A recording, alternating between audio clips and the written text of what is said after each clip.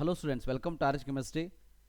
So ಯಾರ್ಯಾರು MBBS ಅನ್ನು ಮಾಡಬೇಕು ಅಂತ ಅಂದ್ಕೊಂಡಿದ್ದೀರಿ ಅಥವಾ ಯಾರು ಮಾಡ್ತಾ ಇದ್ದೀರಿ ಅವರಿಗೆ ಒಂದು ಇಂಪಾರ್ಟೆಂಟ್ ಇನ್ಫಾರ್ಮೇಷನ್ ಅಂತ ಅಂದರೆ ಗ್ರಾಮೀಣ ವೈದ್ಯ ಸೇವೆ ಇನ್ನು ಮುಂದೆ ಕಡ್ಡಾಯವಲ್ಲ ಅಂತ ಒಂದು ಸುಗ್ರೀವಾಜ್ಞೆಯನ್ನು ಈ ವರ್ಷದ ಕಾಂಗ್ರೆಸ್ ಸರ್ಕಾರ ತರುವ ಆಲೋಚನೆಯಲ್ಲಿದೆ.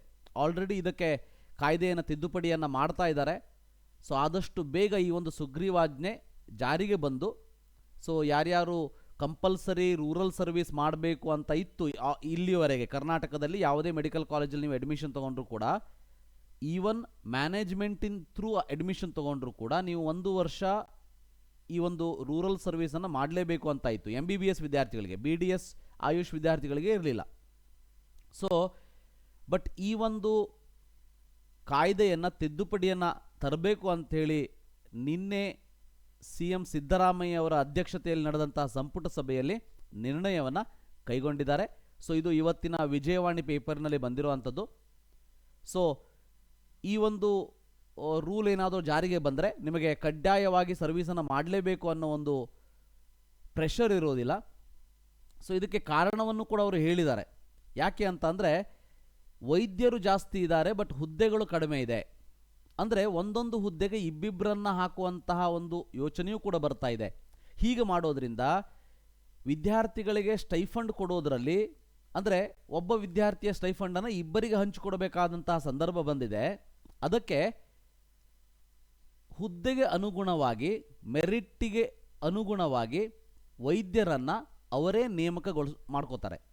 ಅಂದರೆ ಕಂಪಲ್ಸರಿಯಾಗಿ ವೈದ್ಯ ಸೇವೆಯನ್ನು ಇಡೋದಿಲ್ಲ. ಯಾರಾದರೂ ಮಾಡಬೇಕು ಅಂತ ಇದ್ದರೆ ಮೇ ಬಿ ಏನಾದರೂ ಒಂದು ಅಪ್ಲಿಕೇಶನ್ ಟೈಪ್ ಮಾಡಿಸ್ಬೋದು. ಸೊ ಆ ಒಂದು ಬೇಸ್ ಮೇಲೆ ಮೆರಿಟ್ ಮೇಲೆ ಸೊ ಅದನ್ನು ಸೆಲೆಕ್ಟ್ ಮಾಡಿಕೊಳ್ಳಬಹುದು.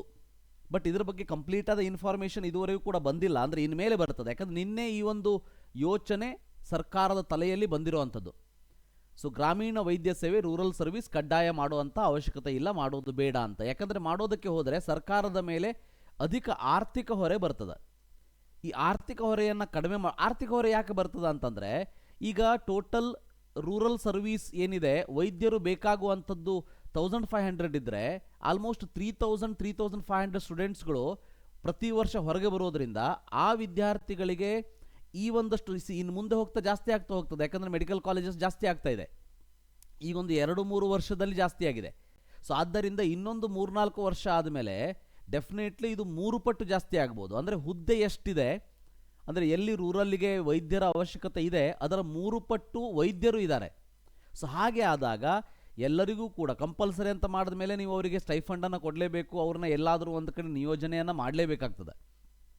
ಸೊ ಈ ಎಲ್ಲ ಪ್ರಾಬ್ಲಮ್ ಇರೋದಕ್ಕೆ ಸೊ ಆರ್ಥಿಕ ಹೊರೆಯನ್ನು ಕಡಿಮೆ ಮಾಡ್ಕೊಳ್ಳೋದಕ್ಕೆ ಮತ್ತು ವಿದ್ಯಾರ್ಥಿಗಳಿಗೂ ಕೆಲವೊಂದಷ್ಟು ವಿದ್ಯಾರ್ಥಿಗಳು ಕೂಡ ಕೇಳ್ತಾ ಇದ್ರು, ಸರ್ ಕರ್ನಾಟಕದಲ್ಲಿ ರೂರಲ್ ಸರ್ವಿಸ್ ಇರ್ತದ, ಬೇರೆ ಯಾವ ರಾಜ್ಯದಲ್ಲಿ ರೂರಲ್ ಸರ್ವಿಸ್ ಇಲ್ಲ ಅಂತ ಹೇಳಿ ಸರ್, ಸೊ ಅಲ್ಲಿ ನಾನು ಹೋಗ್ತೀನಿ ಅಂತ ಕೇಳ್ತಾ ಇದ್ರು. ಯಾಕಂತಂದರೆ ಅವರಿಗೆ ಮುಂದೆ PG ಮಾಡೋದಕ್ಕಾಗಲಿ ಅಥವಾ ಸೂಪರ್ ಸ್ಪೆಷಾಲಿಟಿಯನ್ನು ಮಾಡೋದಕ್ಕೆ ಹೋದಾಗ ಸ್ವಲ್ಪ ಪ್ರಾಬ್ಲಮ್ ಆಗ್ತಿತ್ತು. ಪ್ರಾಬ್ಲಮ್ ಅಂದ್ರೇನು, ಇಲ್ಲಿ ರೂರಲ್ ಸರ್ವಿಸ್ ಮಾಡದೆ ಹೋದರೆ ಮತ್ತೆ ವಾಪಸ್ ಬಂದು ಮಾಡಬೇಕಿತ್ತು. ಸೊ ಇವೆಲ್ಲ ಕಾರಣಕ್ಕಾಗಿ ಸರ್ಕಾರದ ಈ ಒಂದು ನಿರ್ಧಾರ ಸ್ವಾಗತಾರ್ಹ ಅಂತಲೇ ಹೇಳೋದಕ್ಕೆ ಇಷ್ಟಪಡ್ತೀನಿ. ಯಾಕೆ ಅಂತಂದರೆ ಆ ಒಂದು ವರ್ಷ ವಿದ್ಯಾರ್ಥಿಗಳು ವರ್ಕ್ ಮಾಡೋದು ಡೆಫಿನೆಟ್ಲಿ ಸ್ಟೈಫಂಡ್ ಅಂತೂ ಸಿಗ್ತಿತ್ತು, ಗೌರ್ಮೆಂಟ್ ಕಡೆಯಿಂದ ಸ್ಟೈಫಂಡ್ ಅಂತೂ ಕೊಡ್ತಿದ್ರು. ಬಟ್ ಹುದ್ದೆಗಳಿಗಿಂತ ಅಂದರೆ ವೈದ್ಯರ ಅವಶ್ಯಕತೆಗಿಂತ ವೈದ್ಯರು ಜಾಸ್ತಿ ಇದ್ದಾಗ ಆ ಸ್ಟೈಫಂಡ್ ಕೊಡೋದನ್ನು ಕಡಿಮೆ ಕೊಡಬೇಕಾಗ್ತದೆ.